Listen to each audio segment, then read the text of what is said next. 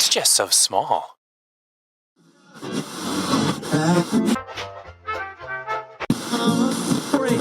Where it just jettisoned. Hey there, this is the Small Stuff Podcast. My name is Kyle Roebuck. This is the intro. Let's start the show.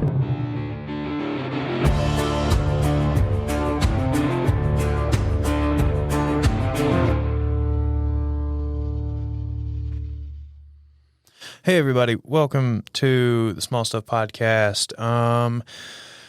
It's a beautiful Sunday afternoon at this point. Beautiful Sunday afternoon. I hope you guys are doing well. I hope your weekend's going great, or whenever you're listening to this. I don't know. Before we jump in, make sure you're following Small Stuff Podcast on Instagram.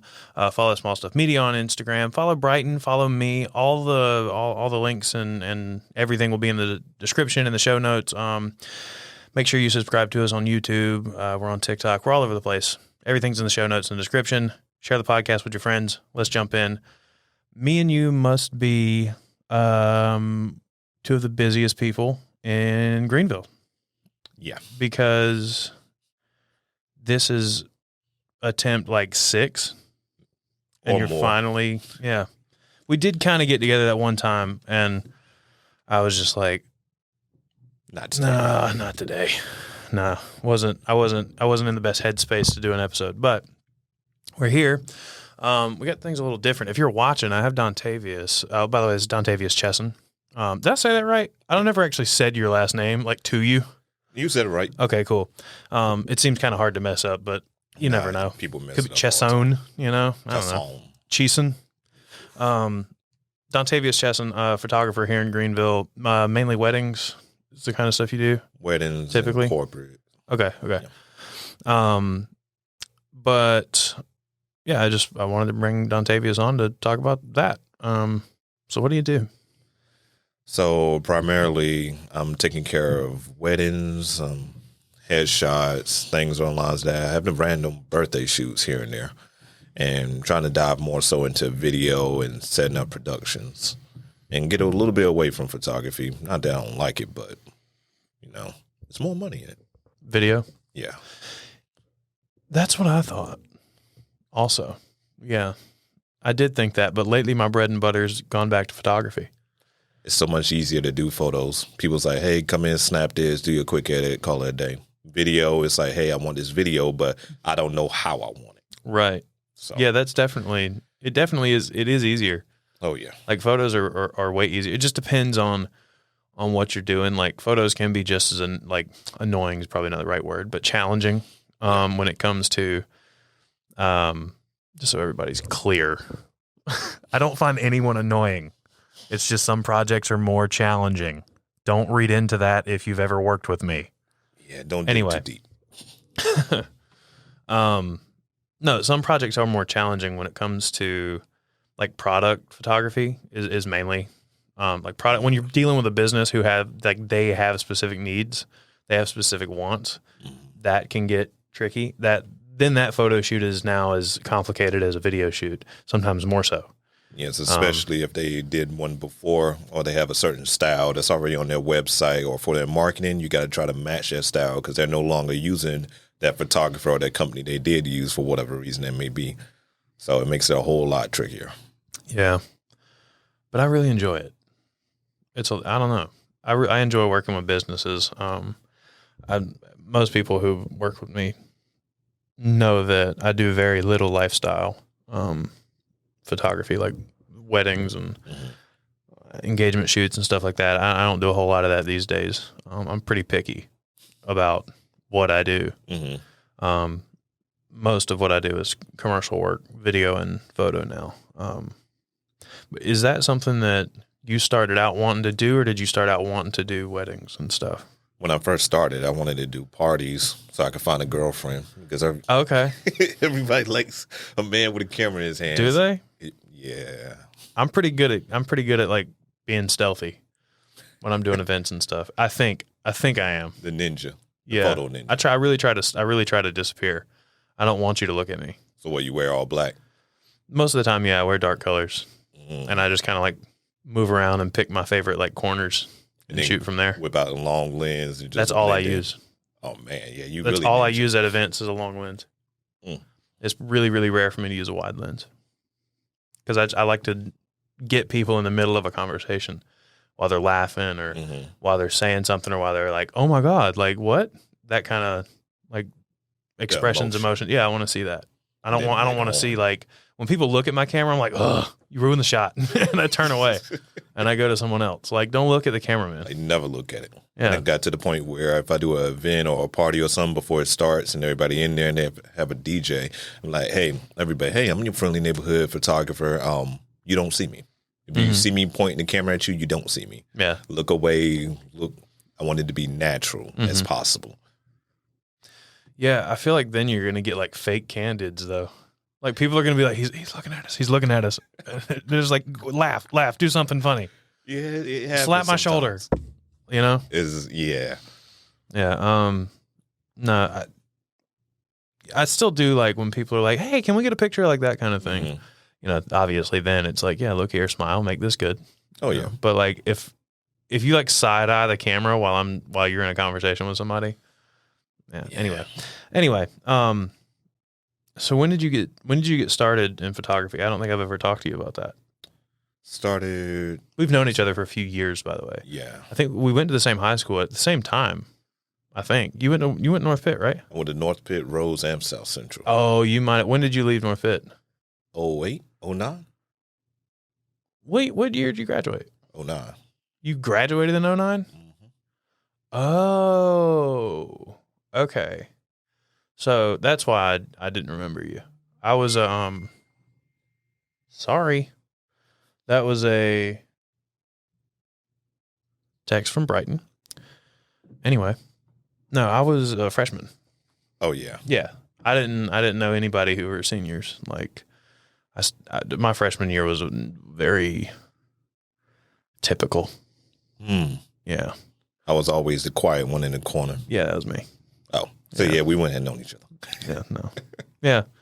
Usually the really introverted people don't really get to know each other. No. So you how long after you graduated did you get into photography? I mean, I know you went to ECU, right? Did you go to ECU?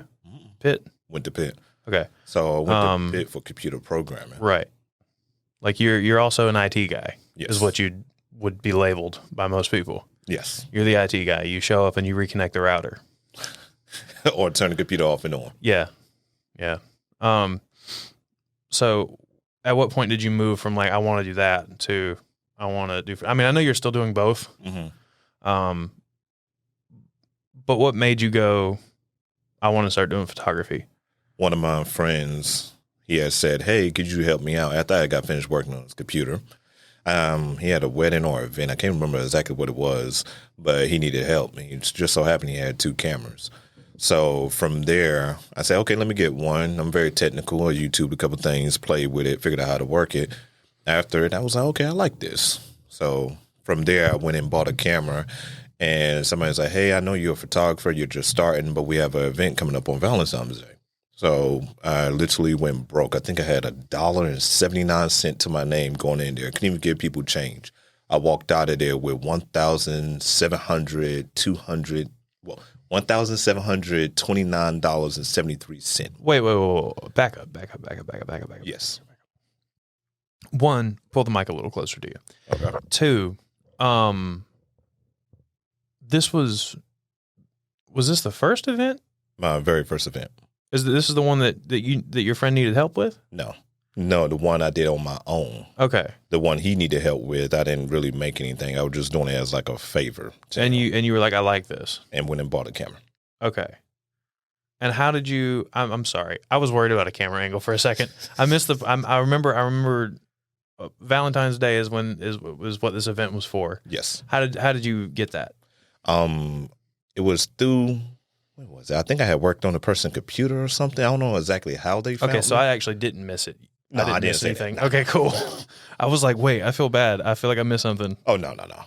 Well, however they found me. I forgot how they found me, but I know the person. So I bought the backdrop. And they were just like, hey, we know you just bought a camera the other day. About 2 You want to do months. this? Yeah. Okay, so you had been putting some work out and like people saw that you were doing this now? For about 2 months. Okay. Did they pay you like an initial fee, or it was just whatever you made at the thing? Whatever is what I you got? made. So Okay, that's pretty good for somebody who's just starting out. Yeah, about 1,700 in one night. That's really, really good. That's good now. Yeah, exactly. Like, yeah, I'll take that. The only thing I was doing was printing out on the spot. I didn't even have anybody to help me. Interesting. So what was your setup like? So it was a white backdrop. Well, hold on, real quick. Before we go any further with this, because I feel like this is going to be like an atypical event coverage kind of thing. What we usually do with event coverage when it comes to photography, I'm speaking for me and Dontavious. Typically, I use a long lens.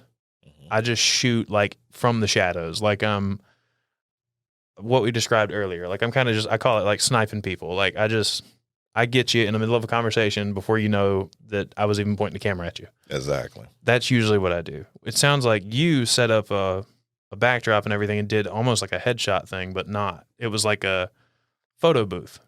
Essentially, yes. And you were printing on the spot. And taking pictures at the same time. Wow. So that event, did that pay for everything that you set up there?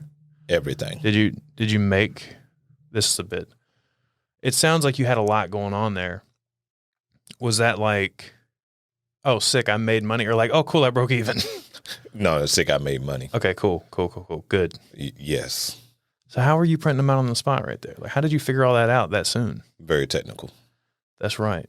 With the computer background, I imagine that you were just like, Extremely. this is just a computer that takes really good pictures, man. Yeah. And so you figured out how to set up a photo booth because of your technical background that would print people's photos right on the spot.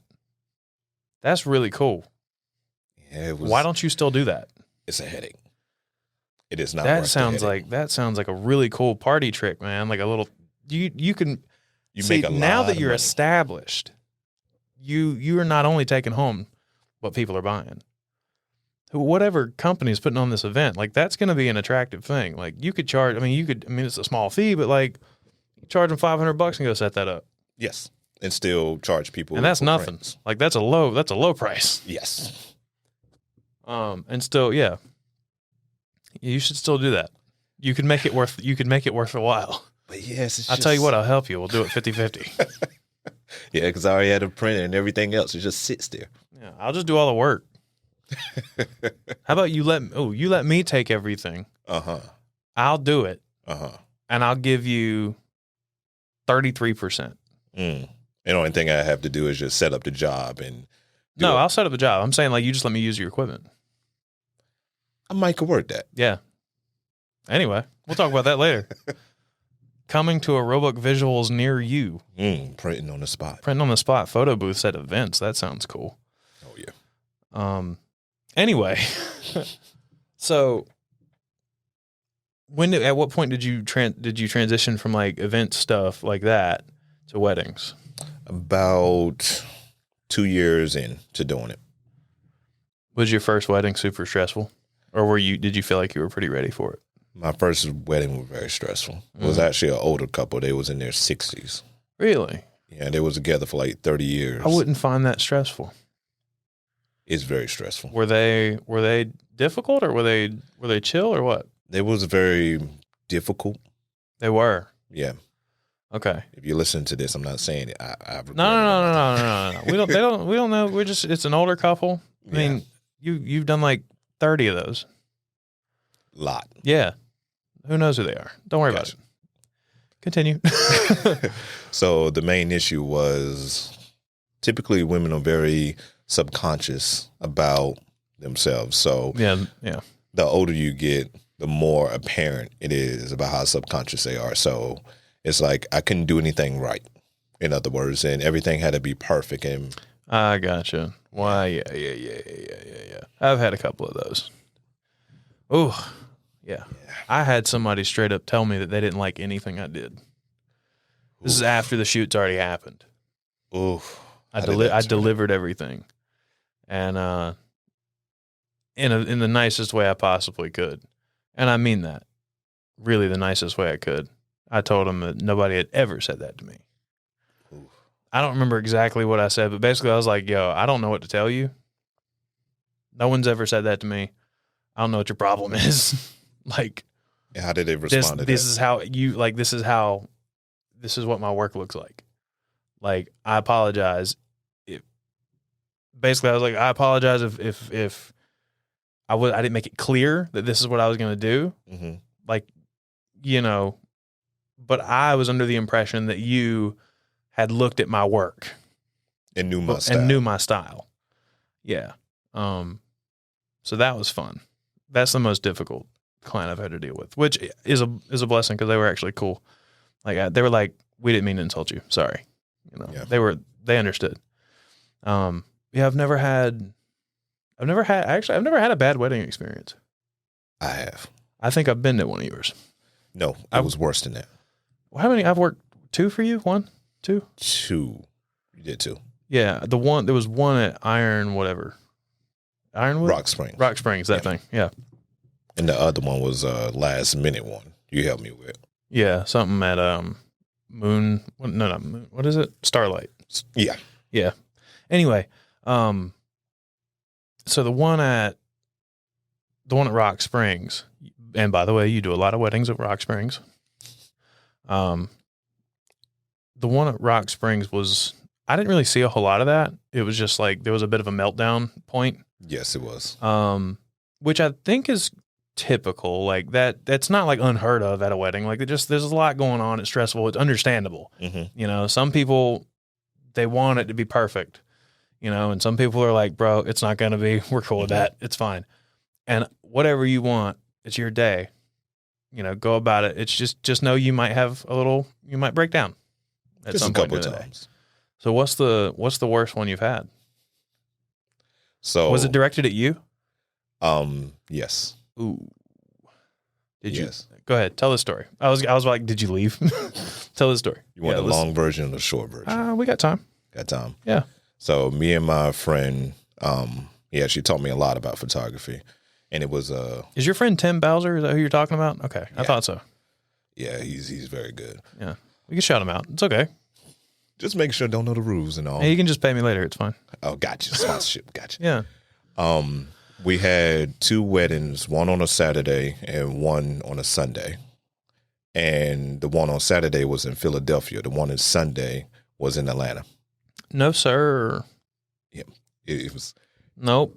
And the crazy part about it, both of them was my family. First cousins. Mm-mm. Yeah. And one of your first cousins? Yeah. Okay, that's fun. So I drive up on Friday to pick him up from Raleigh. We go from Raleigh to Atlanta, leave the car there, fly there to go to Philadelphia, then fly that morning from Philadelphia to Atlanta, do the wedding in Atlanta, then that evening drive back to Raleigh, then drive back to Greenville. That's in the perfect world. It didn't go that way. That doesn't sound very perfect at all, though. It was fun, though. That sounds terrible. I thrive off of stress. Atlanta to Greenville is like a 10-hour drive, isn't it?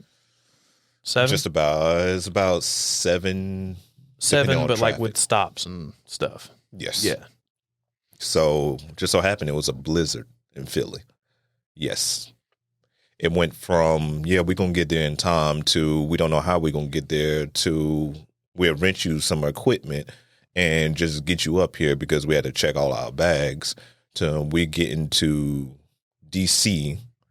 And from D.C., we had to get an Uber to Philly. And just so happened my family member didn't stay in such a good part of Philly.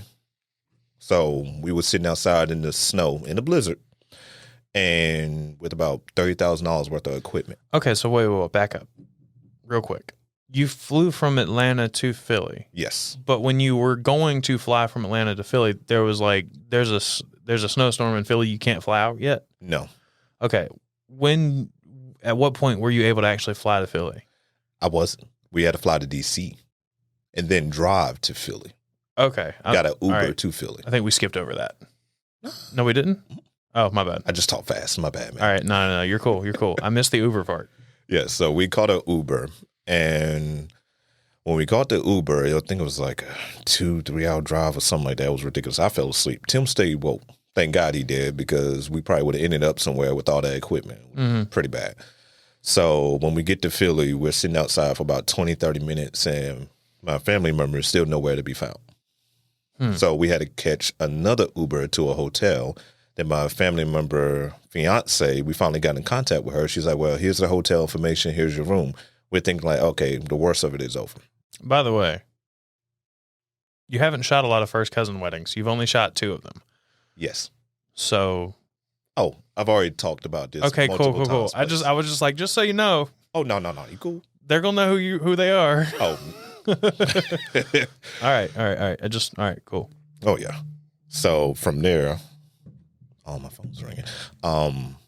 From there, once we get to Philly and then we get to the hotel, we get to the room, we're thinking we have our own room. No. He was going to put us on the couch in his room. No. Yes, after a whole lot of situations that happened prior to that and him calling us a bunch of different names. Yes. Because you couldn't get there? Because I couldn't get there. And he blamed it on me when we had made him aware that, hey, it's supposed to snow. The flight's going to get canceled or something a week prior. So at first he wanted us to drive up there. No. And say, forget the wedding in Atlanta. Drive all the way to Philly, then drive back after doing their wedding and forget the other wedding. Yeah, that won't happen. No. So when we finally did get up there, get up to the hotel, we had to pay for the hotel for that night, pay for both Ubers that we had to take, then had to catch another Uber when we woke up the next morning. When was this? This isn't your first wedding. This is how many? This is like. This was about 3-4 years ago. Okay. No, it's not my first wedding. Right. So how did you end up paying for the hotel? He wouldn't give us the money. That's crazy. Yeah. He said, y'all good enough on the couch. I can go on and tell you right now, my happy ass would have been headed down to Atlanta. Yeah. If I would have listened to Tim, they would have had their money back and I would have stayed. That ain't worth it. Yeah. Yeah, no. Here's your little money. But that's not the icing on the cake.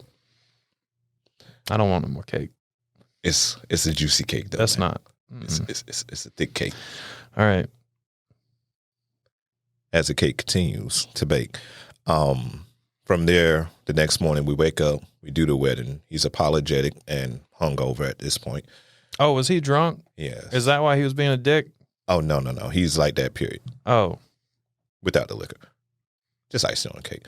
You know what? Since he's my cousin, it probably would have been like, here's your money back, and also we're going to fight real quick. Let's fight. And then also, here's your money back. I'm too nice. I realize that. No. So after he apologizes, we had to catch another Uber that we paid for to get to the airport to get down to Atlanta. And so when did you shoot your that wedding? When did you shoot the Philadelphia wedding? About 3-4 years ago. No. I'm saying like you got there. Shot it that Saturday. And then you slept on the couch. No, we had our hotel room because we had to pay for the hotel room because we weren't sleeping on the couch.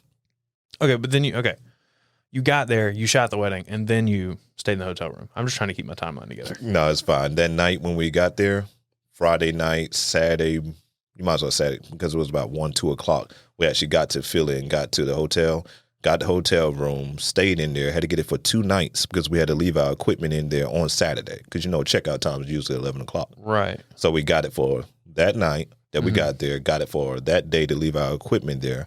And then we went to sleep, woke up about, I want to say 5-6 o'clock in the morning and caught an Uber to Atlanta, not to Atlanta, but to the airport, then flew.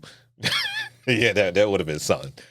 But then we flew down to Atlanta, and Atlanta was one of the best and easiest weddings I've ever done. Oh, good. That's nice.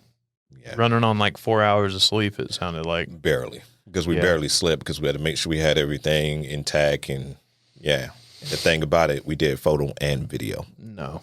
That day in Philly. No. So it was amazing. Like, if I could call on one person, nothing against anybody else, I'll tell everybody this whole time. If I had a wedding to do or an event to do where I was doing photo and video, I would call Tim. Mm-hmm. He would take care of the photo. I would take care of the video. We wouldn't need anybody else because I don't know. It just works. You work together. Yeah, you work together well. Yeah. You've been working with him since the beginning. Just about. Yeah.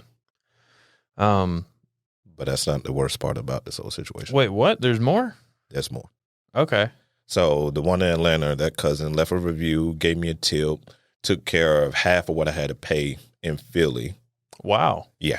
because they felt bad about the situation. And from there, I'll say like a couple months later, I get a letter in the mail. And it's from his lawyer. For what? In the very beginning, when me, him, his now wife was sitting down, Gabrielle Union and Dwayne Wade. Sure. Yeah, their wedding video. I don't know if you ever seen it, but No. maybe you could put a link up to it, whatever. But it's beautiful. Right, and put a little clip on the video right here. It's the funniest part of the wedding video you could find. It's just beautiful. It was about 10, 15 minutes long, and the way they had it set up, well, you're a photographer, so they had two angles going the whole time directly on the bride and groom. Mm-hmm. They had one float angle. They had another angle on the bride's side with the parents. On the groom's side had one. So it was 1, 2, 3, 4, 5 angles, and then they had a drone going 6. During the ceremony? During the ceremony. It was very high up. It looked like they cropped in tight, but it was beautiful. So they had all that going on at the same time. I kid you not, they probably had a team of 8 just for the videographers. That's what you usually do. Yeah. I overcompensate. We'll talk about that, but that's pretty cool. Good. All right, anyway, sorry. All right. And then the photographer, I think it was like 1 or 2 of them. So they wanted their video to look like that. Yeah. And I clearly remember, I even have it in text message. I'm like, I cannot do that with just me and one other person. Yeah. You had to fly my team up. Of course, they didn't want to do that. So they tried to get their money back. From his lawyer? Get the fuck out of here, man. From his You definitely lawyer. should have fought that cousin. I'll fight a cousin. At the end of the day, it's not worth it, man. Sounds like it was. I got to be honest with you. Most of the time, I agree. Most of the time, I'm not the violent one. But it's my cousin, and they're being a dick. Yeah, it takes a lot to get me over my rocker. I'd fight him. I'm not going to fight a regular person because of something like that. But my cousin, like, that's basically my brother. So, like, I'll fight my brother. And all of this is after I think there was about a year later altogether. Because at first, the first letter came and we talked and I thought it was over. And another letter came. He was like, oh, no, for real. I want my money back. Exactly. That's crazy. This is after they shared the video. They went half viral because I think they had like 50 or 60,000 views on the video. Ridiculous. So I felt great. Yeah. Got both videos. Everything is fine and dandy. No, it wasn't. That's crazy. Yeah. So they wanted me to go back and redo the whole video. No. Yeah. Won't happen without them paying me more. And he got upset because during the reception, you know how the parents come in first, they introduce them or whatever. Well, just so happened the wedding planner didn't tell us when they was coming in. And it's just me and Tim, nobody else. Mm-hmm. So we missed that 20 seconds. And he was upset about missing 20 seconds. But we saw the parents in the rest of the video. Everything else was fine. Mm-hmm. And then they wanted the video to flow how Gabrielle Union and Dwayne Wade video was. Do you know how much Dwayne Wade and Gabrielle Union probably paid for that video? A lot. Yeah, I'm gonna guess. I'm just gonna spitball here. Around 50 G's. Wouldn't doubt it. If I had to guess. Yeah. Well, do you know what cameras they were using? Could you tell? No. Do you remember? I don't know. But I know the photographer. Oh, you just know the angles. There's no BTS of it.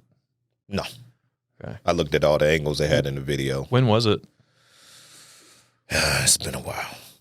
That video, I think it had to be a year or two old by then. So it's probably about 5, 6 years ago.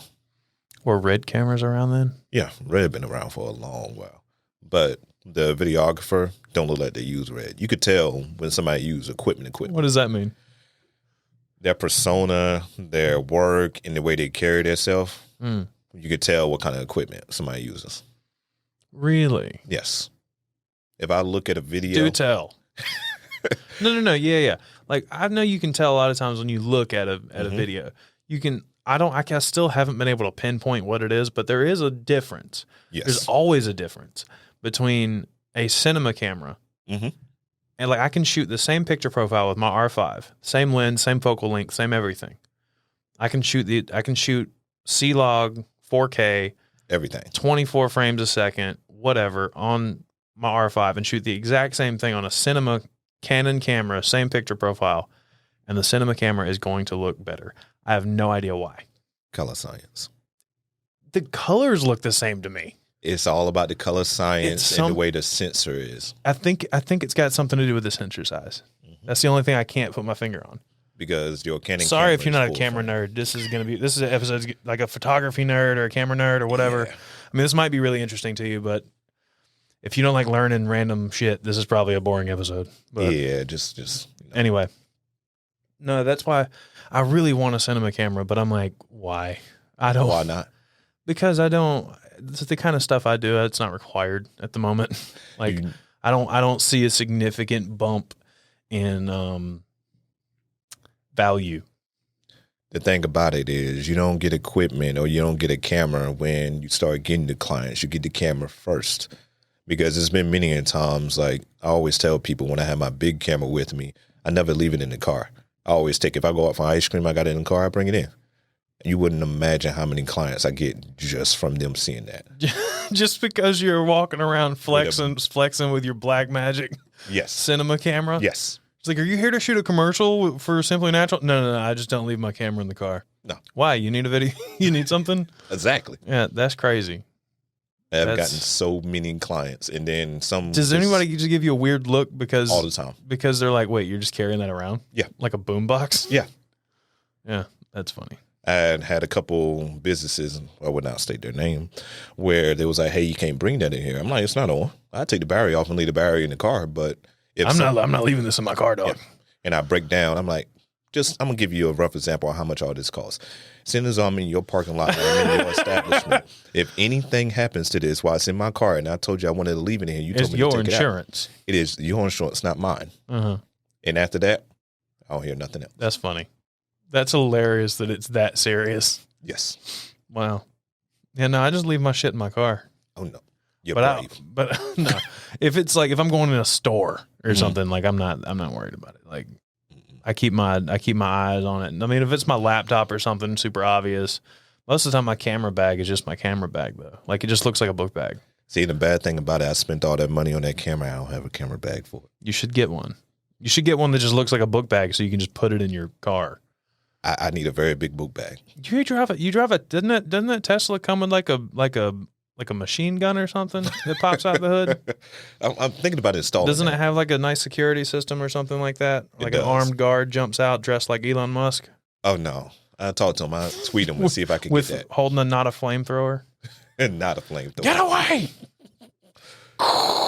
Back away. No, so I don't know. I don't remember what we were talking about. We have branched off from talking about cinema cameras. Yes. Yeah. I don't know how we. I don't remember why we were talking about that though. Is that all you use, like on like weddings and stuff? Videos, yeah. Yeah. That it is crazy. That really is something that I will say that's a point where like gear does matter. Yeah. It does. It does sometimes, you know? Like for the kind of work that I do, it doesn't matter that I'm shooting it on R5 log video. I'll show you a video that I actually I was gonna ask you about seeing if you could color it. Because I'm just not a very trust me enough. Yeah, I'm not a good. I can't color shit. Like, oh, man. I'm okay when it comes to color and stuff, like color and video, but I'm not. I'm just getting to a point where I need to outsource it because I'm not getting any better. You know? Maybe I'll take a course one day and do it myself, but I know that there's a reason the title colorist exists. Yes, because that's people who are good at that. That's what they do, and there's a reason that they're the ones who are like, okay, here's this feature film. We cut everything how we want it to be. We just need you to make it pretty now. Exactly. And that's all their job is. Like they just color grade everything. Then there's somebody for audio. It's a whole lot of different. Yeah, I'm trying to take off hats. I'm trying to take some hats off. I want to leave on the photographer, director, and maybe the cameraman, like maybe the videographer hat. But eventually, I'd like to take that one off too. I like to wear all my hats. I have a big head. I don't. My head is kind of, I don't. It's not that I don't trust people, but I know if I come in and I mess it up, it's on me. Yeah, I get that. I totally get that. As somebody who is a perfectionist, I really don't like doing a bad job. I don't like failing. Like it. I mean, who does? Nobody likes failing, but like it is harder. It's with you. Debilitating. Yes. Like. My fear of failure is so bad that it'll keep me from trying things. Like, keep you from uploading and sharing stuff. Right. Because you're afraid that it's not going to do as well as you want. And I mean, anyway, it sucks. But where was I going with that? Damn it. I keep getting off on these tangents, man. No, it's fine. And I forget man. where I'm going. What were we talking about? So we had rode from cinema cameras and we rode to weddings and how I bring a cinema camera, and that's the only thing I use on weddings. Right. And I was talking about Mario 5. Yep. But I don't know what the hell I was talking about. You're just talking about, see the difference or the reason why you actually get a bigger camera. And then I started talking about how I bring it into places. Yeah. Yeah, but I was on to something else. I don't remember where I was going though. Whatever. It come to you when you stop thinking about it. Yeah, I know. It happens a lot. Like when I do these sometimes and I'm just like in an excited mood, my brain is kind of all over the place. Snap. Yeah. Fear of failure. That's what I was talking There about. you go. But I don't remember why I was talking about it. We'll get to that piece of the puzzle soon. Do you ever want to stop doing IT work? Yes and no. I don't mind doing IT work. IT work is great, and especially with programming. Something that would usually take 20, 30 steps, I can make it in one click. And it makes life easier for myself, other people, and I actually got to send you something that does a one click for your edits, and it's just beautiful. Like video? What are you talking photo. about? Okay. Photo wise. So I don't trust. You're talking about a preset? No, it's not a preset. Okay. It's 5 different programs inside of one that I created an action for. It removes the blemishes. It fixes everything in like 30 seconds. Like AI? You'll see, young grasshopper. All right. Can't reveal all your secrets, man. That's weird. Trust me. No, I meant the grasshopper thing. All right, that's a saying I do all the time. Yeah, I know. I remembered what I was talking about. All right. Wearing all those hats. Mm-hmm. Right. So I'm a perfectionist, just like you. And so I like being able to control everything, or I used to.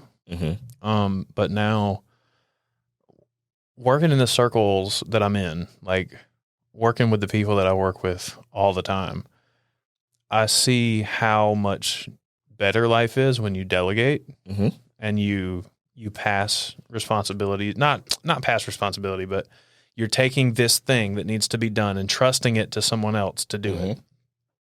And like you still maintain some sort of control. Like you have the final say over. I got to take this. What's Can up? we pause? Yeah.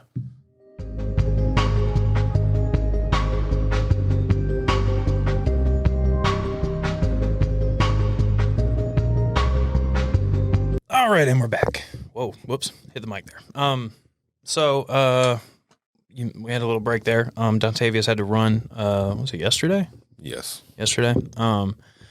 Anyway, we were talking about delegating things, and how that relates to how you run your business and whatnot with the wedding photography. I think we were talking about like how perfectionism can kind of keep you from doing that sometimes. Like you don't want to.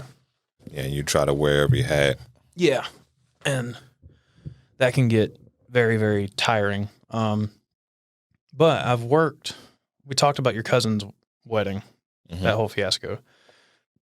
And I think we were on that because I was talking about Rock Springs. Yes. And I worked a wedding with you, the first wedding I worked with you at Rock Springs. And I'd never worked a wedding that was that organized by the photographer before. Like I was very impressed. I don't know if I told you, but I was. Like we were walking around wearing earpieces like fucking CIA agents. Like so that you could talk to us from across the venue if you needed somebody. You're like, hey, I need somebody over here in the dining room or whatever. If anybody can come over here, and then one of us is just like on the way, like I'm coming.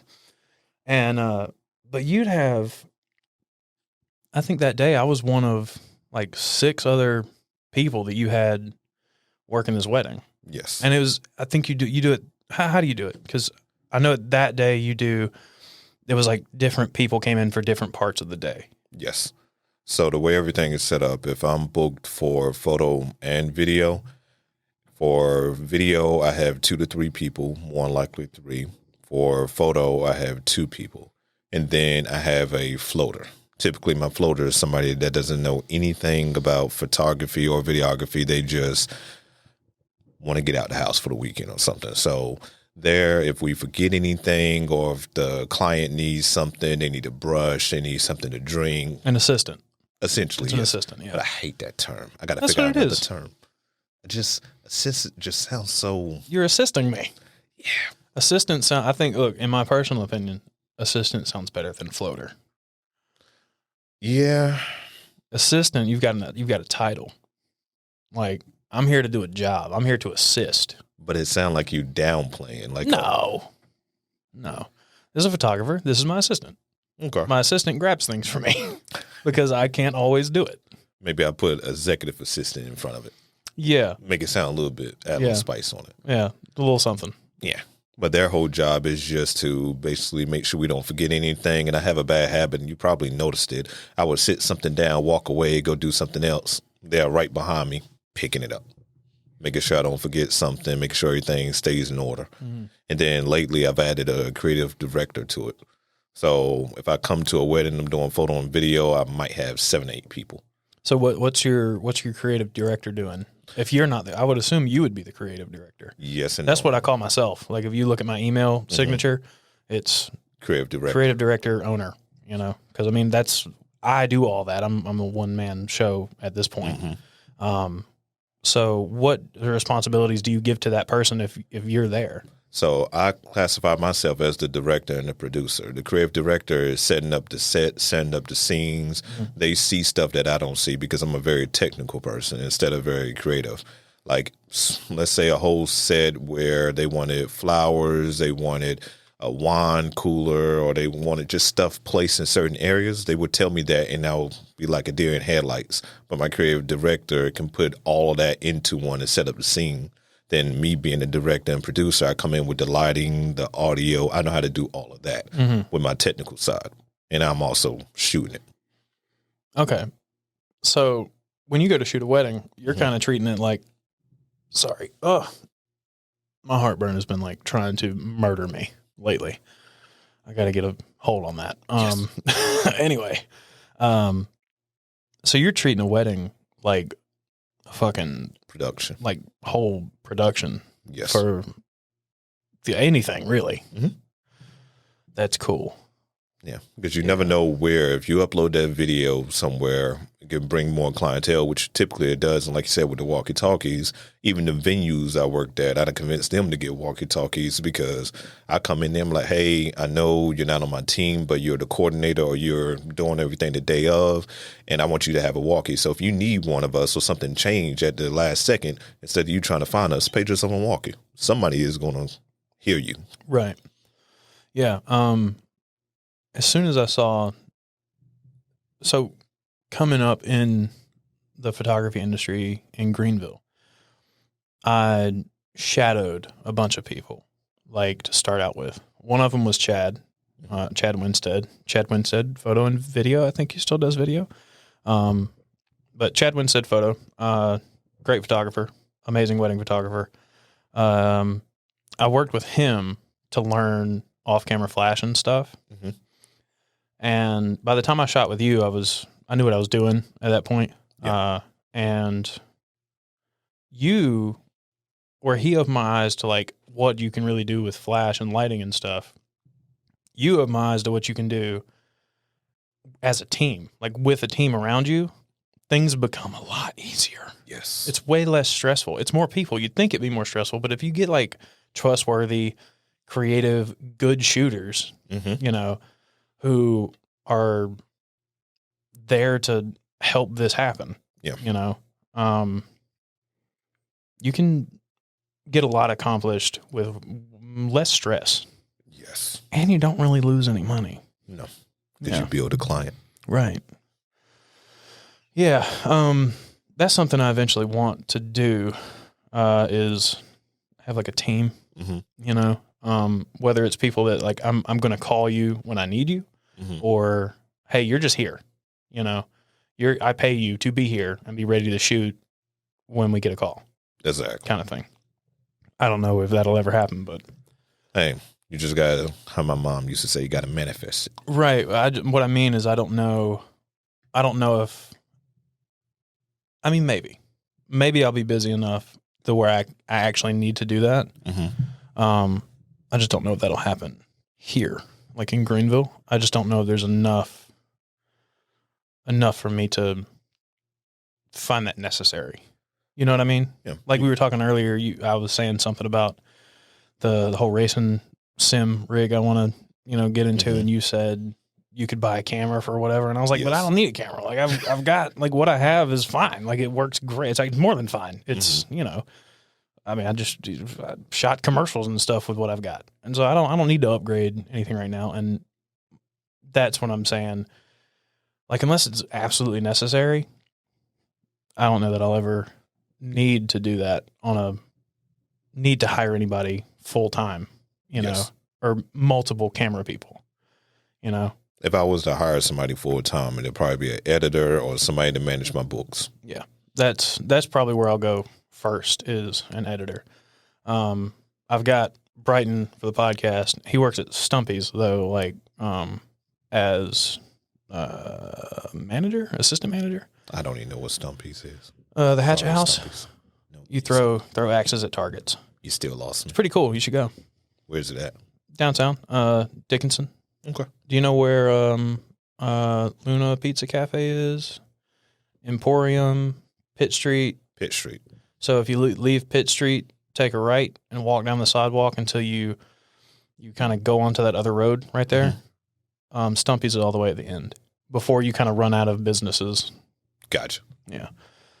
Anyway, he does that, and if I get to a point where I need to hire somebody like full time, Brighton will likely be who I hire full time for editing the podcast and stuff. If this, Magnitude. if this gets bigger, when it gets bigger, you're right. Yeah. But yeah, as far as a video editor and stuff, I don't know. I'll probably just contract that stuff out for a while.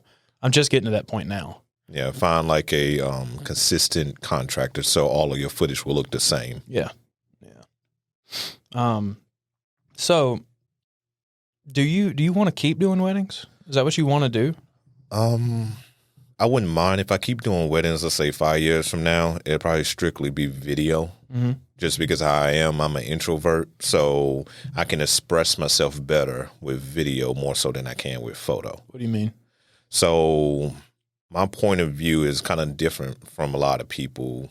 I'm more so like the dark and moody style, and I like everything smooth and mellow. Think about old school R&B or soul music. I'm that type. So I can't do that in a photo. Typically, people like bright photos. They don't like really dramatic lighting or anything like that. But you could put like a cinematic taste on a video to make it look like a movie, but it's really not a movie, but you're trying to do a movie. Yeah. That makes sense. Yeah, it does. Yeah, I get you. I would argue, though, that I know what you're saying. A lot of people do like bright and airy stuff. That's definitely a trend. Not a great one, but it's a trend. And, when I started out, I was trying to emulate trends, what was going on, because that's what I saw all the professionals doing. Oh, yeah.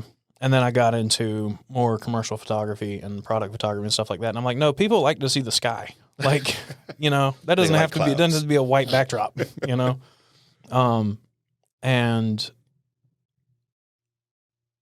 what was I going to say?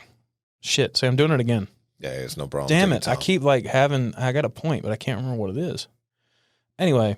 If you come up with a style that you like that isn't that bright and airy style, and you just keep doing it, which I argue is what you do. Like your photos don't look bright and airy. Yeah. So, eventually that'll be like, you're known for that, and that's what people will come to you for. Exactly. I've never had to sell myself to someone. Most of the time people just come to me because they've seen my work, and they like what they see, and that gets me the business. Yeah, so I don't have to like accommodate for like what they want at all. I think I've only had 2 clients that wanted me to change my style, and afterwards, in the middle of the shoot, it's like, well, let's try this, and then, oh, I like that. And like most of my weddings, most people, they look at my work, and before they even have a conversation with me, they done accepted the proposal, selected what they want, and paid the deposit. Then they call me. Right, because you do it very different, like than I would argue anybody else in Greenville. So how does somebody go about booking a wedding with you? So they will go over to the website, truessencephotography.com. Links in the description. Yeah. They will go over to booking, then go over to weddings. They fill out the form. Then my system. What's the form? What's on the form? What do they need to know? So your first name, last name, email address, phone number. And most of the time it's the bride. So it'll be then the groom, first name, last name, phone number, email address, the date you want to do the engagement photos and video, and then how y'all met. Just engagement video? Yes. Okay. I wanted to get into that before I jumped away from lifestyle stuff, but I never did. I never got to do an engagement video. It's beautiful. We'll come back to that. That's cool that you offer that. So, and all that's free. Well, it's in the package, right? Technically speaking. Yeah, it's in the package. It makes my job easier when I put the video all together. Yeah. So, and then once they fill all that out, that's basically what's on the form. And from there, the system automatically knows, like, hey, we send you a thank you email. I put the fine details like, hey, if I don't contact you in 48 hours or something like that, call me at this number. But most of the time, the system will go right back behind it and send over a proposal.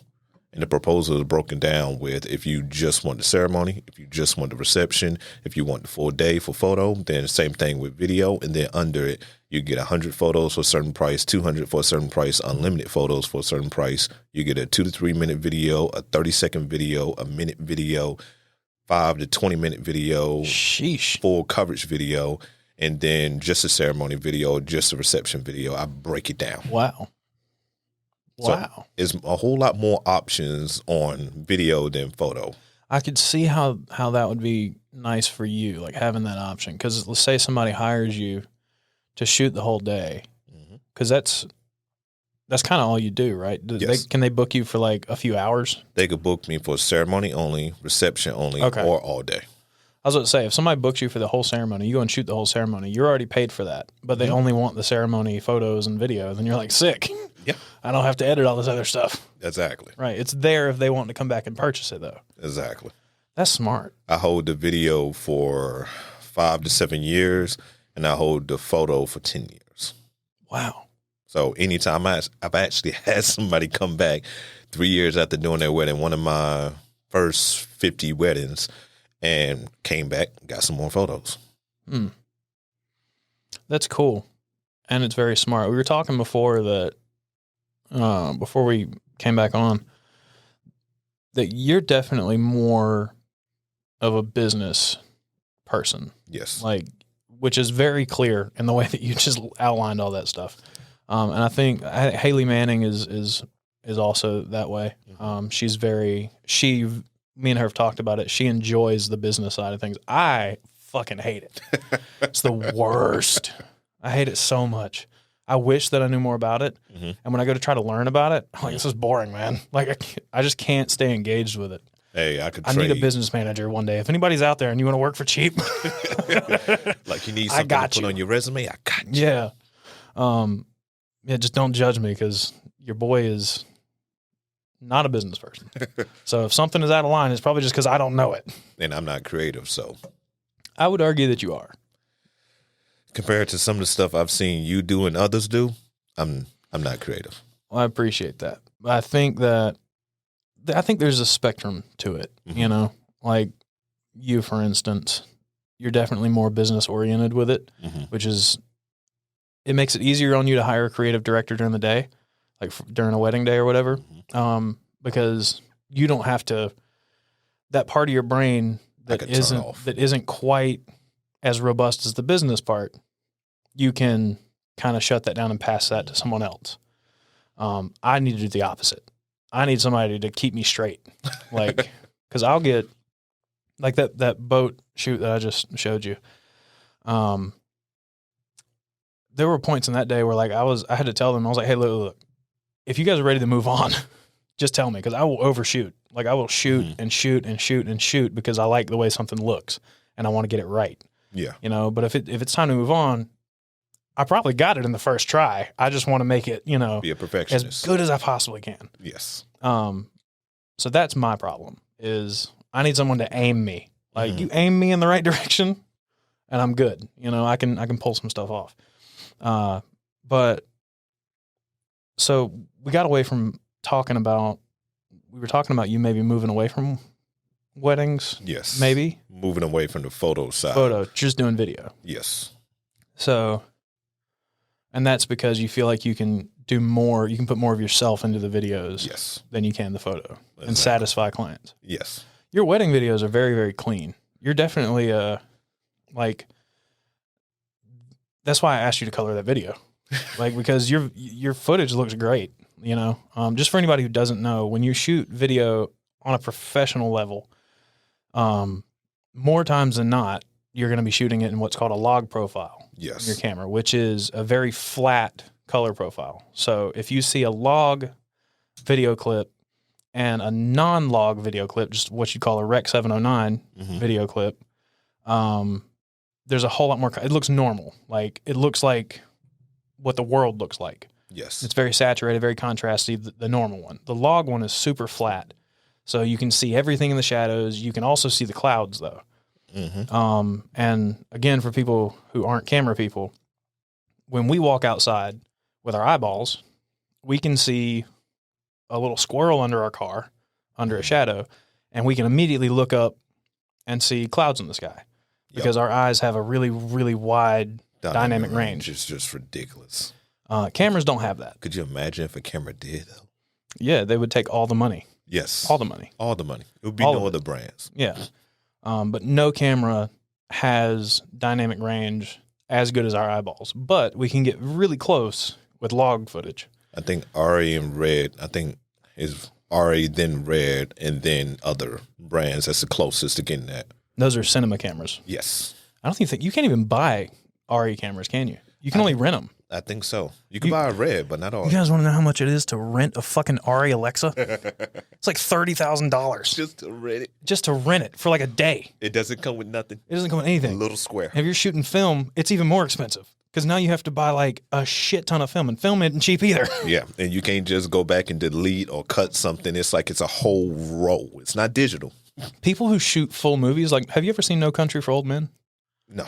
You have to watch that. It's very good. If you like dramatic thriller, it's a slow, dramatic thriller. You kind of have to lock in.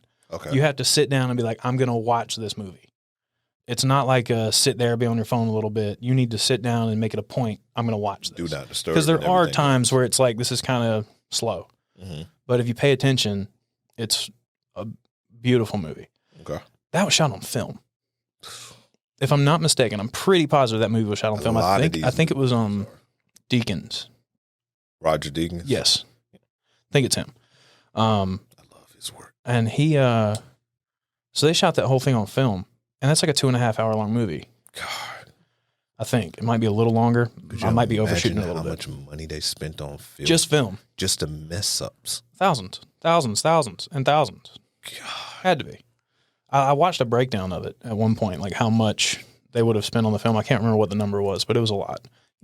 Probably Google it. Probably could. Yeah. But that would be very stressful to me. Like, very. It's crazy to me that people still shoot on film. And I mean, I understand why. There's a certain look that comes with it, but you can also emulate that. But that's where their perfectionist side comes in. They wanted it to look exactly like that, not emulate it like that, but they want that. Yeah. It's ridiculous. And the funny thing about it is they'll shoot film and then convert it over to digital, then convert it back to another form of film, then back to digital to soften it up. And it's just ridiculous. That's another thing that's crazy. As I've gotten further into this, like when I shoot photos, I didn't realize I was doing it to begin with, but because I was studying videos so much before I actually started doing video, I started shooting photos in a quote unquote cinematic way. Mm-hmm. Is what I would say. Good like, old shadows. It's almost I almost never put somebody in the middle of the frame. No. Almost never. No. I hate it. For headshots, but that's about it. Yeah. But like if I'm doing something creative, you're never in the center of the frame. Mm-mm. Because you're never in the center, like unless there's a purpose behind it. You know? Mm-hmm. There's a purpose behind putting somebody in the center of the frame in a photo, in video, like a film, whatever. It's usually just to bring direct attention to that thing. Yes. That's you want to focus on that person very intensely. But what I was going to say is I started using Pro Mist filters for photos. I've never did that. Yeah, I've never did that. It looks like you're shooting on film. You get nice blooms, like Mm-hmm. your highlights are not just like sharp white things. Like you'll have like a highlight coming off of somebody's forehead that's blooming because you've got a Pro Mist filter on. I've got a 1/8 and a quarter. The quarter really does it. And I like to use that more than the 1/8 because I like the look. Mm-hmm. Sometimes it's a bit much. But I lost my Pro Mist that I had. I left it at where was I? I think it was a beach wedding. So I didn't use screw-ons. I had actual glass. mm-hmm. Yeah, $380 at the beach. Jesus. Somewhere. Yes. Go. Is that because it was the type it was? Because mine were not that expensive. Because, yeah. Mine were like $70 a piece. These are the ones you use on matte boxes. Oh, okay. Yeah. So it's big pieces of glass. Mm-hmm. Okay, yeah. Mine were like $70 a piece, I think, ish. And they're the 67 millimeter ones that'll go on the front of a 70-200. Yeah.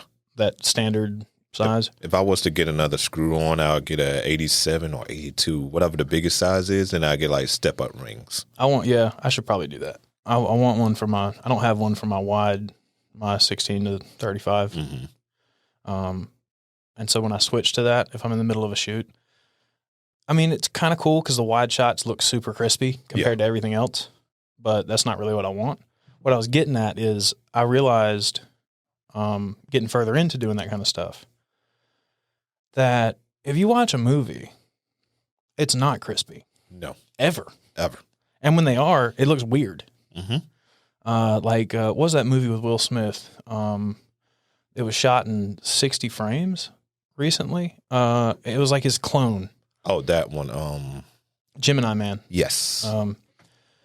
And it was shot in 60 frames a second.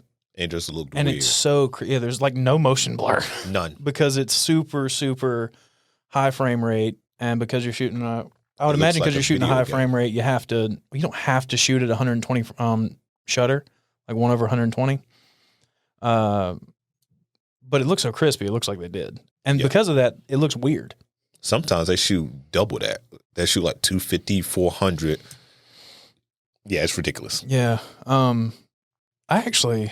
I realized maybe a year ago that rule, that 180 rule, where like if you're shooting in 24 frames a second, your shutter should be at 50, at 1/50. If you're shooting at 60 frames a second, it should be at 1/20 or 1/120. I realized you don't actually have to do that. You can shoot in 60 frames a second. This is cool. It's where you can get creative. I shot something in 60 frames a second, but I dropped my shutter down to 50 so that I could slow it down. So I had the frames to slow it down, but I wanted that, I still wanted the motion blur. Oof. Yeah. I've never tried that before. So what it does, you'll see this in old movies. There's a skit. You know what, Brighton? Sorry, dude. Cut right here real quick. I'm going to show them something. They use that a lot. I know how they did that because I understand the fundamentals of how a camera works and everything. Mm-hmm. I was like, they just shot it in slow-mo, but they dropped the shutter speed so they kept the motion blur. Yeah. And you can do some really creative stuff like that. And so I used that effect to shoot like a skit that I did for a beard company. And it was with Jake, and when he fell, like in the skit, I shot it so that when he fell, it was like blurry but in slow motion. Mm-hmm. And I've tried to tell other people that, and they're like, no, it has to be like the 180 thing. I was like, it doesn't have to be, man. No, it don't have to be. You can shoot it in 60 frames a second and still shoot it at 50. Like, let's say you're in a dark room. Yeah. Which, I mean, if you're in a dark room and you're shooting at 50 frames a second, or 50, the shutter speed 1/50, then you wouldn't really want to shoot at 60 frames because why? You're not slowing it down. But say 60 frames is your only option. You can still drop your shutter speed. You could. Yeah. Anyway. But you should try that. It's really cool. It's fun to play around with it. Try it out on my daughter. Let her fall over and see how it looks. Put it on a tripod. Doop. Yeah. And the crazy thing is, most cinema cameras, instead of setting the shutter speed, you actually set the shutter angle. Oh, okay. So it always changes. What does that mean?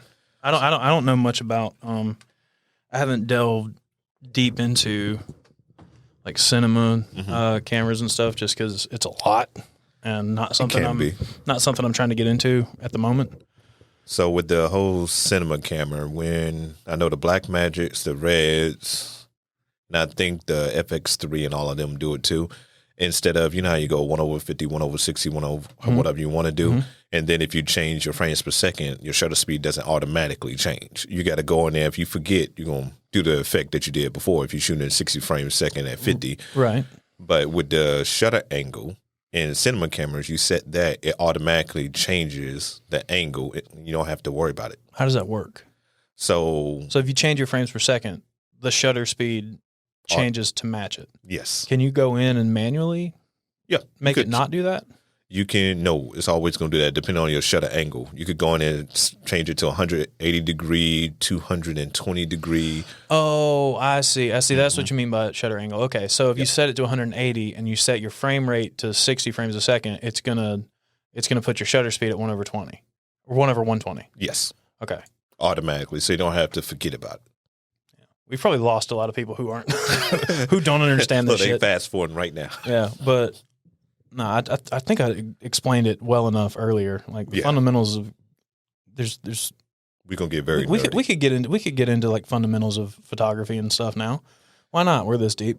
Yeah. What we're talking about is shutter speed in a camera, and there's two other exposure pieces to that triangle. You got exposure or shutter speed, ISO, and aperture. Yep.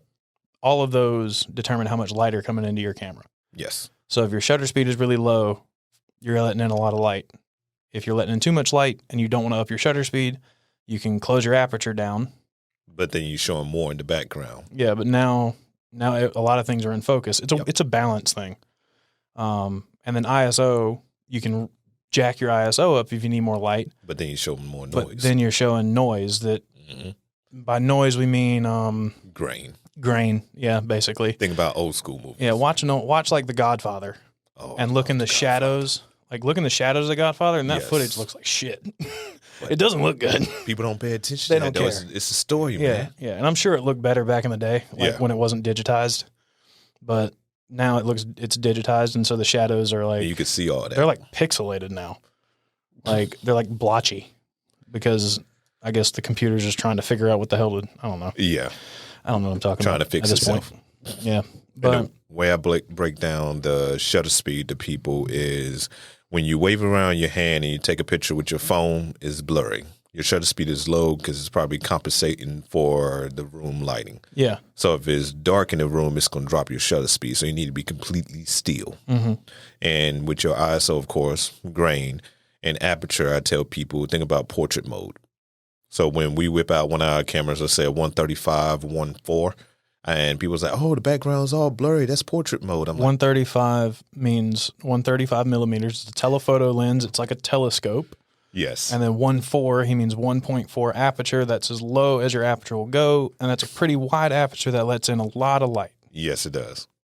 Yeah, I got that's a fat-ass lens. A 135, 1.4? Yes. Good Lord. I got a 1.8, and that's got to weigh like 6 pounds. It is heavy. And don't get the Sigma version. All right. It's a weapon. Oh, okay. Weight. But that's how I usually break it down to people. And I just make jokes like in any of my shoots or anything I do. When I put a camera in my hand, I open up.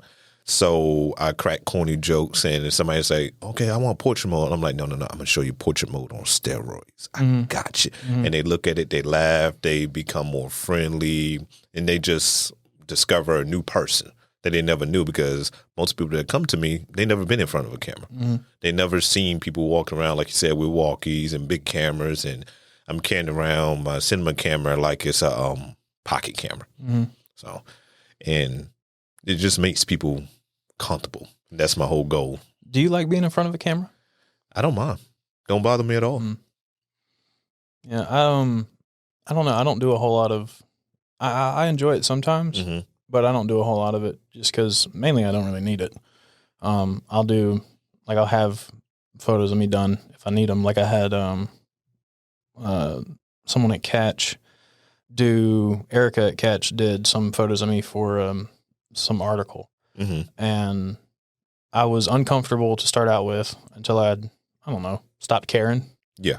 But I think everybody has the same tendency to, like, they don't want to look like they're trying. Yeah. But everyone knows what a model does. Like, I'm not saying it's easy. Models, don't come at me. But I'm saying everybody has seen, everybody's practiced in the mirror. Mm-hmm. Like, do what you do in the mirror and pretend I'm not here. You know? I haven't did it in the mirror. Well, what I'm saying is, like, everyone knows something like this. You know, look like you're squinting a little bit. Yeah. You know, open your mouth a little bit. Like, don't be like, you know, don't close your lips completely. Just kind of relax, but also tense up some parts. You know, like usually, like my brother. I did some photos of my brother when I was using the studio a lot, and he was like, "I don't know what to do." I was like, "Sure, yeah, you do. Just don't overthink it. Act like a model." Just act like a model, and we'll fix it from there. You know, like if there's something we need to adjust, we'll adjust it. I'll tell you, well, okay, you know, you're doing good, but let's roll that shoulder back a little bit. Let's turn your head this way a little bit. Yeah. Let's tilt the head this way a little bit. You know, but most people, I think it's just they don't want to look like a dummy. They don't want to look like they don't want to look crazy or stupid. Yeah, most people are really self-conscious. Yeah, as soon as a camera gets pointed at them, they're very self-conscious. Yeah, it's like a deer in the headlights. Yeah. I try to make people as comfortable as possible to start out with. Make for better pictures and video. I had a shoot yesterday, and the girl she said she was really nervous. She didn't seem that nervous when I showed up, but if she was, we got it out of her really quick. But I do the same thing. I try to, crack jokes.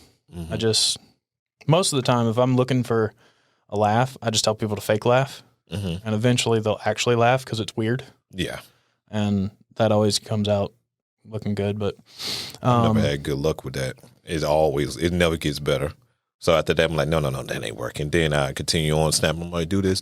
And then I make a joke and they do a real laugh. I'm like, boop, boop, boop, boop, boop, done. And then I show them this, oh my God, that's great. I'm like, yeah, my corny jokes did it. Yeah. My jokes don't always work.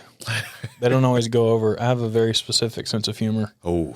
Yeah, so I don't make jokes that often unless we're halfway through the shoot and I know the person a little better. I know what they're gonna respond to, but I don't jump in with jokes.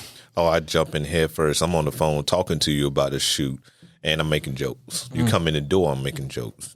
You at the front of the studio coming in, and you got a car full of clothes. I'm like, I know I said that we could do a shoot, but I don't think I remember you saying anything about moving in or nothing. And just laughing like, no, I just had to make sure I had everything. I'm like, okay, that's got an hour.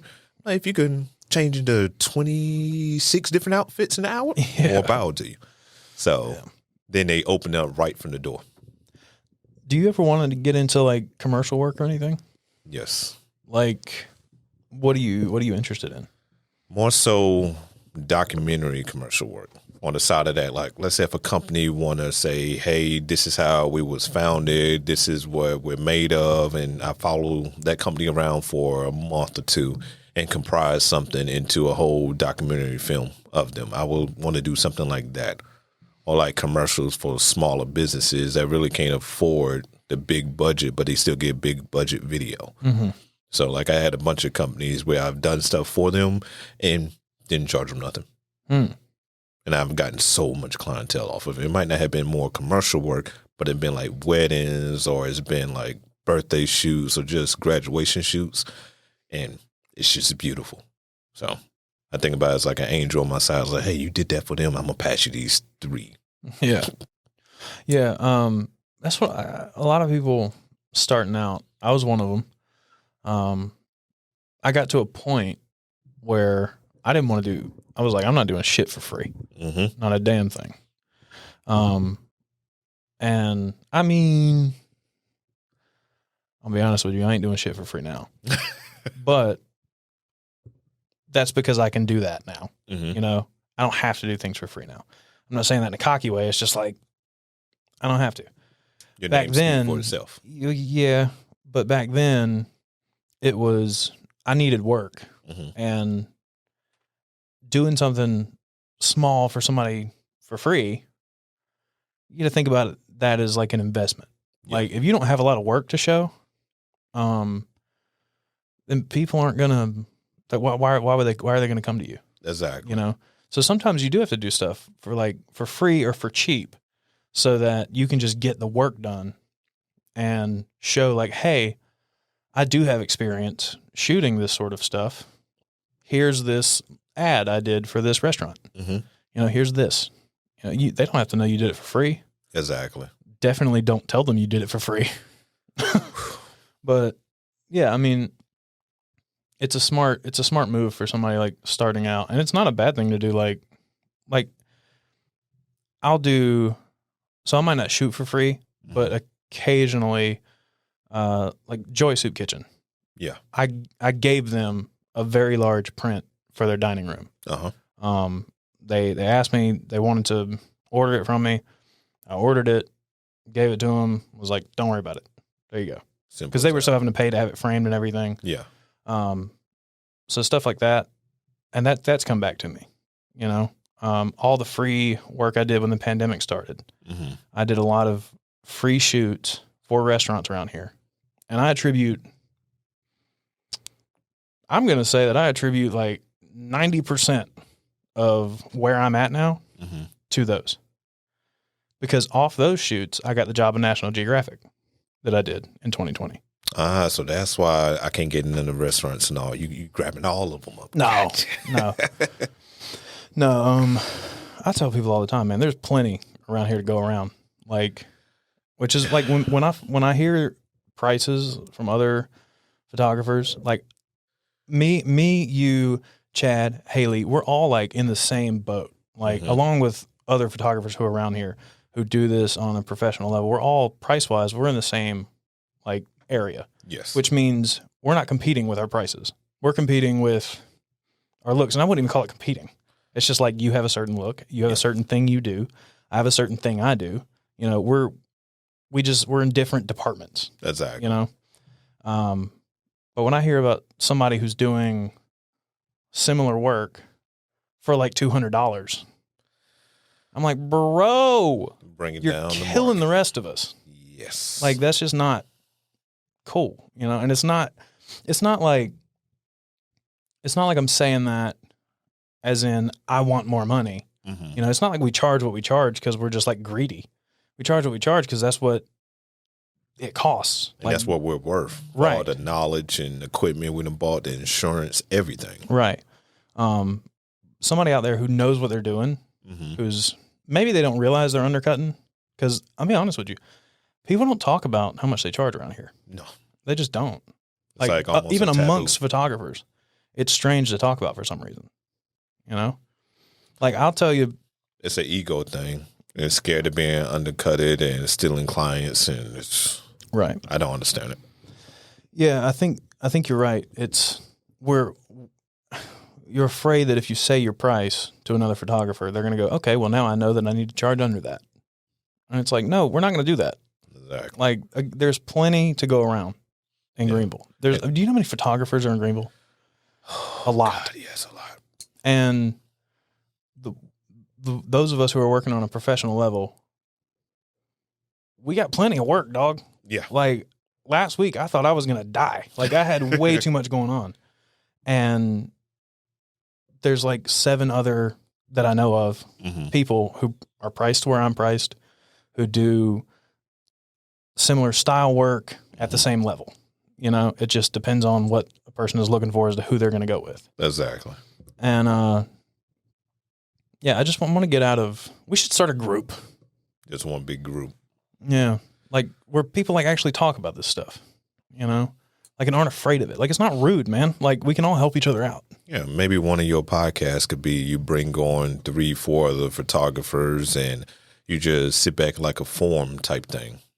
And just then talk about how we do things. Yeah. Maybe. I don't know if I want to do that as a podcast. Might be kind of boring, but. Trust me, if you do it, if not a podcast, do it as like a video. Put it on YouTube, and if nobody else looks at it, I guarantee you other photographers would. You never know who you might inspire, or you might just change a lot by just talking about that. Yeah. Yeah. You never know. Never know. All right. Well, you got anything else you want to talk about?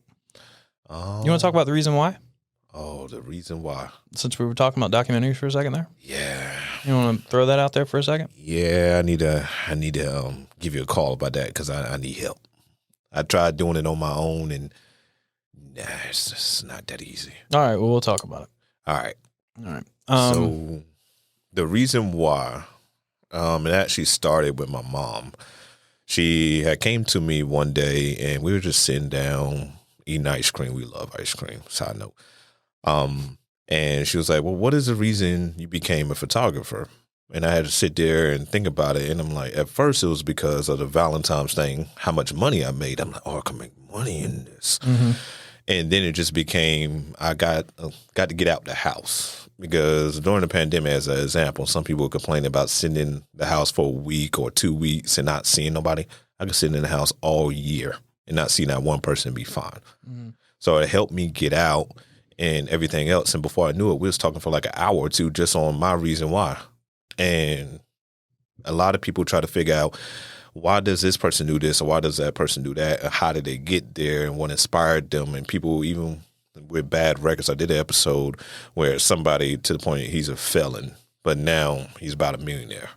And it's just, I want to inspire others. Like, hey, even though you might have this, or you might not know how to do this, or you might want to do this, like, look at this person. They went through this, and they were still able to succeed and do their dreams. Because a lot of people would downplay your dreams and say, no, just go out there and get a 9-to-5. Right. And be happy. Yeah. You got insurance, you got benefits, start a family, live the life.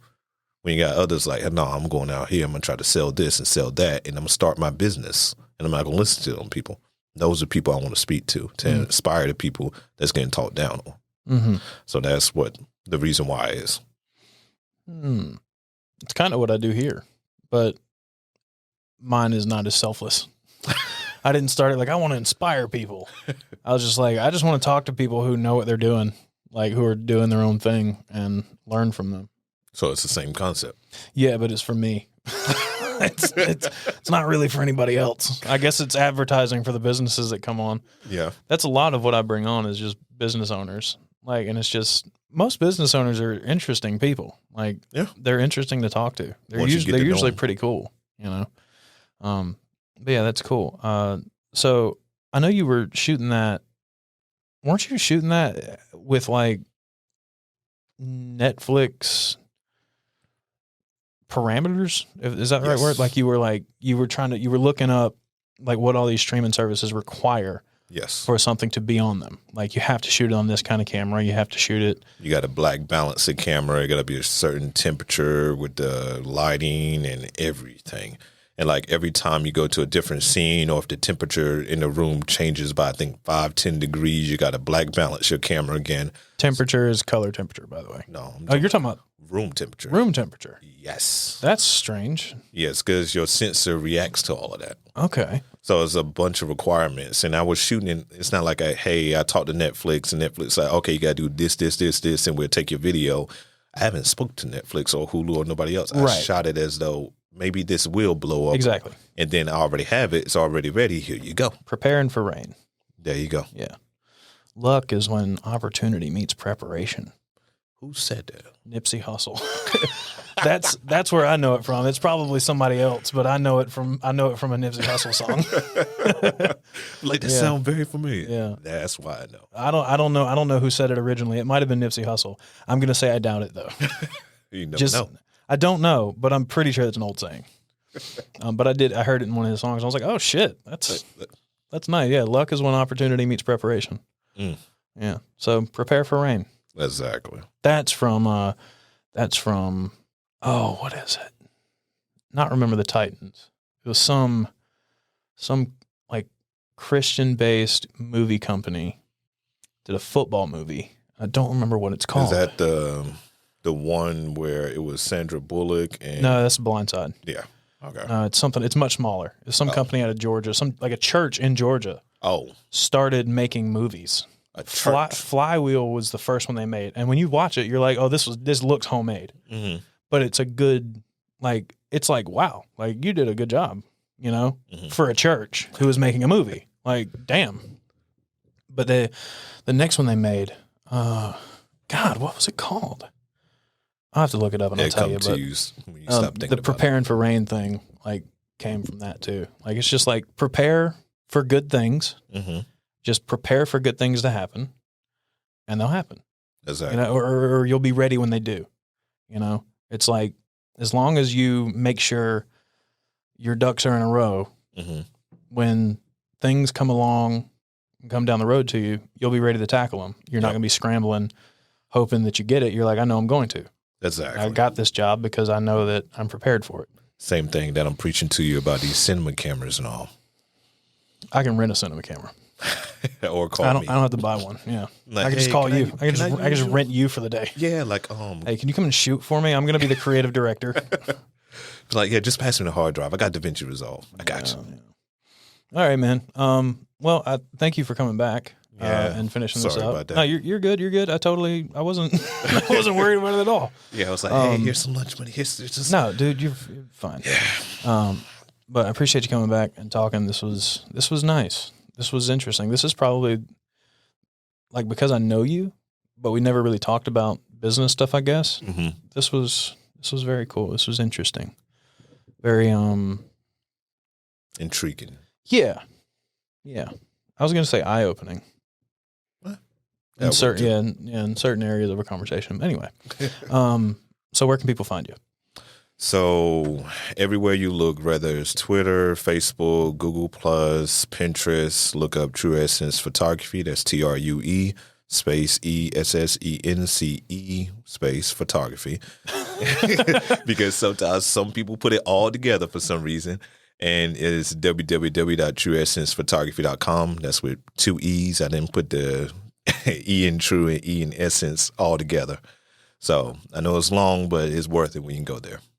All right. All the links for everything are in the description. Dontavious, again, thank you for coming back by and stopping by yesterday and doing this episode. Everybody, make sure you go and follow Dontavious. Check out the website if you need a wedding photographer. Check him out. Make sure you're following Small Stuff Podcast on Instagram. Follow Small Stuff Media on Instagram. Follow About That with O.B. Smith. Roebuck Visuals. Follow me there to see my photography and video work. And that's it. Everything's in the description. We'll see you later.